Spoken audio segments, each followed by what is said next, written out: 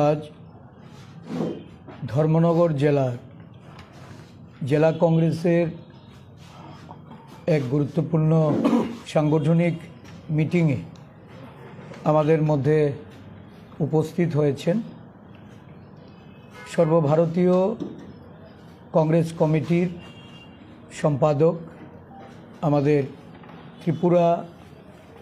মণিপুর, নাগাল্যান্ড, সিকিম এই 4 রাজ্যে উনি দায়িত্বপ্রাপ্ত প্রভারী আদরণীয় ক্রিস্টোফার তিলকজি, আমাদের জেলা কংগ্রেস সভাপতি অজিত দাস, প্রদেশ কংগ্রেস জেনারেল সেক্রেটারি বাচিত চৌধুরী, মিলন চন্দ্র কর, আমাদের এই জেলার অন্যান্য নেতৃবৃন্দ। আজকে এক সাংবাদিক সম্মেলনের মধ্য দিয়ে আমরা প্রথমেই আজকে সারা দেশে যে বিষয়টা ভারতবাসীকে উদ্বেগের মধ্যে রেখেছে এবং বিশেষ করে যারা ভারতীয় বাজারে লগ্নি করেন, বিভিন্ন স্টক এক্সচেঞ্জে যাদের এই বিভিন্ন লগ্নিকারী সংস্থা থেকে শুরু করে সমস্ত প্রায় বলা যায় যে 10 কোটি মানুষের উপার্জনের সঙ্গে সরাসরি জড়িত যে বিষয়টি আপনারা লক্ষ্য করেছেন যে গতকালকে ভারতবর্ষের শিল্পপতি আদানির বিরুদ্ধে আমেরিকার যে জুরি বোর্ড, সেখানে তারা একটা আদেশ দিয়েছেন, যে আদেশ মূলে তার বিরুদ্ধে আমেরিকাতে গ্রেপ্তারি পরোয়ানা জারি করা হয়েছে। এর অন্তর্নিহিত যে বিষয়টা, এটা দীর্ঘদিন থেকেই ভারতবর্ষে এটা কংগ্রেস দলের পক্ষ থেকে বা কংগ্রেস নেতা রাহুল গান্ধী যে অভিযুক্তি জানিয়ে আসছিলেন। দেখা গেছে যে আমাদের দেশের শিল্পপতি আদানি উনি আমেরিকায় গিয়ে আমেরিকা স্টক এক্সচেঞ্জের একজন শিল্প গোষ্ঠীর সঙ্গে উনি প্যাক্ট হয়ে আমেরিকান বিভিন্ন সংস্থা বা ব্যক্তিবিশেষের থেকে প্রায় 25,000 কোটি অর্থ উনি ভারতবর্ষে সোলার এনার্জিতে লগ্নি করার জন্য সেখান থেকে উনি অর্থ তুলে নিয়ে আসেন এবং ভারতবর্ষে এই সোলার এনার্জি এটা লগ্নি করার ক্ষেত্রে বিশেষ করে 6টি রাজ্যকে বেছে নিয়ে অন্ধ্রপ্রদেশ, রাজস্থান, গুজরাট এবং জম্মু কাশ্মীর, এই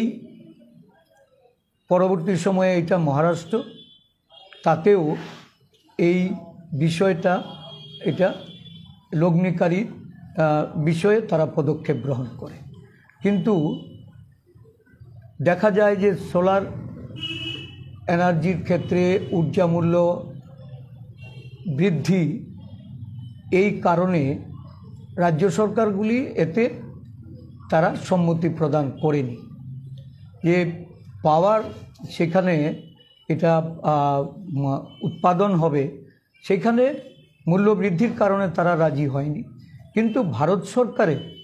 বিভিন্ন আধিকারিক সহ বিভিন্ন রাজনৈতিক যারা পলিটিক্যাল এক্সিকিউটিভ, তাদেরকে ব্রাইবারি হিসাবে প্রায় 2029 কোটি টাকা সেখানে ঘুষ প্রদান করা হয় এবং আমেরিকান যারা এই এজেন্সি বিজনেসের মাধ্যমে লগ্নিতে যারা প্রায় 16,000 কোটি টাকার উপরে, সেখানে দেখা গেছে যে ওই আমেরিকানদের বিরুদ্ধে আমেরিকানরা তারা এই লগ্নির কারণে তাদের সঙ্গে সেখানে ধোঁকাধড়ি করা হয়। এই বিষয়টা নিয়ে যখন আমেরিকার আদালতে মামলা হয় এবং সেইখানকার যে সিকিউরিটি এক্সচেঞ্জ কমিশন তারা তার তদন্ত করে এবং সেই তদন্তের পরিপ্রেক্ষিতে যেটা বেরিয়ে আসে যে আমাদের দেশের যে সেবির সমতুল্য এই সংস্থা তারা জাজ তাদের মাধ্যমে এটা প্রকাশ করে যে প্রায় 16,000 কোটি টাকা সেখানে আমেরিকাবাসীদের সঙ্গে এই আদানি গোষ্ঠী তারা সেখানে ফর্জারি করেছে এই ফ্রডের জন্য এবং ঘুষ প্রদানের জন্য। কারণ ঘুষ আমাদের দেশেও এটা আইন বিরুদ্ধ, এর বিরুদ্ধে আইনি পদক্ষেপ নেওয়া এটা জরুরি। সুপ্রিম কোর্টের নির্দেশ মূলে সেবি যখন এই বিষয়টির তদন্তের জন্য তাদেরকে দায়িত্ব অর্পণ করা হয়, দেখা গেছে বিগত 20 মাস, যেখানে 2 মাসের মধ্যে এই তদন্তের রিপোর্ট পেশ করার কথা, 20 মাস অতিক্রান্ত হলেও আদানির বিরুদ্ধে এই যে হিন্ডেনবার্গের যে রিপোর্টটি, এই রিপোর্টের পরিপ্রেক্ষিতে এই তদন্ত এখনও শেষ করা হয়নি। কিন্তু আমেরিকাতে এর তদন্ত হয়েছে এবং তদন্তের পরিপ্রেক্ষিতে যে জুরি বোর্ড তারা সেখানে রায় দিয়েছে এবং সেই রায় মূলে তার বিরুদ্ধে ওয়ারেন্ট জারি করা হয়েছে। এখন আমাদের প্রশ্ন হলো যে এই বিষয়টা এটা তো বারংবার এসছে, দেখা যাচ্ছে যে আমাদের দেশের মধ্যে সাধারণ 30 কোটি টাকা 100 কোটি টাকার যখন বিরোধী কোনো মুখ্যমন্ত্রী, বিরোধী দলের কোনো নেতা বা কোনো রাজ্যের বিরোধী সরকার তাদের বিরুদ্ধে তদন্ত করার জন্য সেখানে সিবিআই, ইডি, ইনকাম ট্যাক্স সমস্ত ডিপার্টমেন্টগুলি তারা যখন ঝাঁপিয়ে পড়ে, তারা যখন বিরোধী দলের মুখ্যমন্ত্রীদের নিয়ে জেলখানায় পুরে দেন, বিরোধী দলের নেতাকর্মীদের অকপটে তারা সেখানে তাদেরকে আইনি শায়েস্তা করার জন্য আইনি ব্যবস্থা গ্রহণ করেন এবং সেটা দেখা যায় পরবর্তী সময়ে অনেক সময় নির্দোষকেও এই আইনের আওতায় নিয়ে ফেলে তাদেরকে হ্যারাসমেন্ট করা হয়। কিন্তু সঠিক তদন্তের জন্য আদানির বিরুদ্ধে ব্যবস্থা গ্রহণ করা হয় না, আদানির বিরুদ্ধে কোনো পদক্ষেপ নেওয়া হয় না। কংগ্রেস দল যার জন্য বলেছে যে হাম আদানিকে হায় কন, এই স্লোগান কংগ্রেস দলের তরফ থেকে উঠেছে যে আজকে এই আদানিকে কারা পেছন থেকে সহযোগিতা করছে, আদানির সঙ্গে কার ঘনিষ্ঠতা। ভারতবর্ষের প্রধানমন্ত্রী, ভারতবর্ষের বিভিন্ন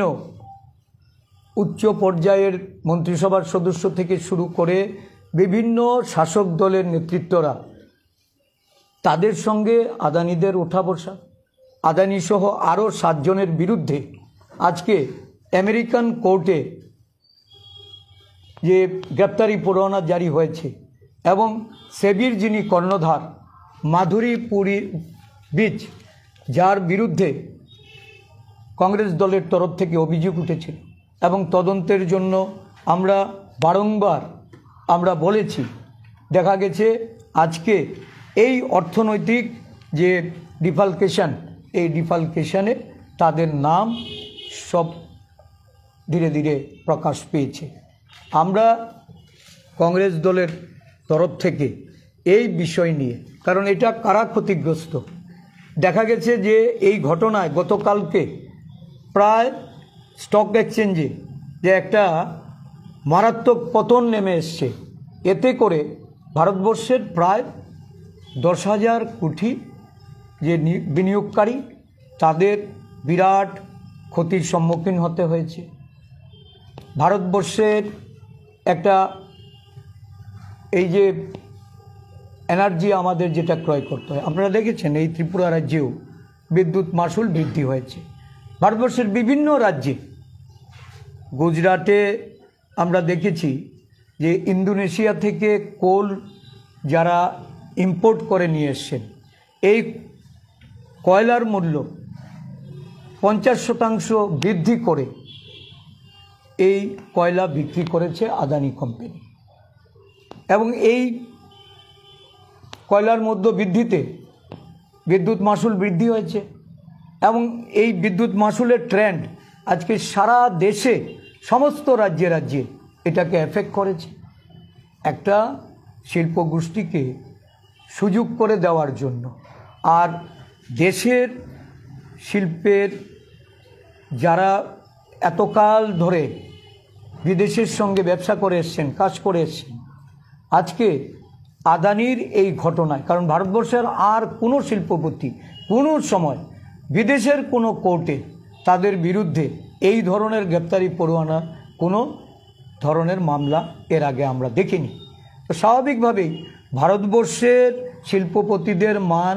ভারতবর্ষের সম্মান, এটা আদানি এটা একেবারে যেভাবে অসম্মান করেছে, যেভাবে ভারতবর্ষের শিল্পপতিদের মান সম্মান আজকে লঙ্ঘন করেছে, এটাতে আমরা ভারতীয় হিসাবে এই ঘটনায় আমরা চাই, কারণ আমরা দেখেছি যে এই আদানি উনি নরেন্দ্র মোদীজির ঘনিষ্ঠ বন্ধু হিসাবে সারা পৃথিবীতে ওনাকে পরিচিত করে তুলে ধরার জন্য শাসক দলের তরফ থেকে, নরেন্দ্র মোদীর তরফ থেকে একটা ইনিশিয়েটিভ ছিল। গতকালকে আমরা দেখেছি যে কেনিয়া তার যে যত এই কন্ট্রাক্ট ছিল সমস্ত কন্ট্রাক্ট বাতিল করেছে। ভারতবর্ষের জন্য এটা একটা লজ্জার বিষয়। একজন শিল্পপতি এই পর্যায়ে এসে নেমেছে, এটা অত্যন্ত গর্হিত কাজ হয়েছে। আমরা চাই তার প্রকৃত তদন্ত। এই তদন্ত করার জন্য আমাদের সর্বভারতীয় কংগ্রেস কমিটি, আমাদের সর্বভারতীয় নেতা রাহুল গান্ধীজি জয়েন্ট পার্লামেন্টারি কমিটির জাজমেন্টের উনি ডিমান্ড করেছেন। আমরা আজকে সারা রাজ্যে এই প্রত্যেকটা দেশের প্রত্যেকটা রাজ্যে সাংবাদিক সম্মেলনের মাধ্যমে এই জেপিসির ডিমান্ড আমরা রাখছি। জনগণের কাছে এটা পরিষ্কার হওয়া দরকার যে কারা আদানিকে এই সুযোগ করে দিয়েছে। আজকে ভারতবর্ষের মানুষের যে আর্থিক ক্ষতি, ভারতবর্ষের সম্মান, ভারতবর্ষের সারা বিশ্বের মধ্যে শিল্পপতিদের যে সম্মান, এই সম্মানকে যারা ভুলুণ্ঠিত করেছে তাদের বিরুদ্ধে প্রকৃত তদন্ত জেপিসির মাধ্যমে সংগঠিত করার জন্য আমরা দাবি জানাচ্ছি।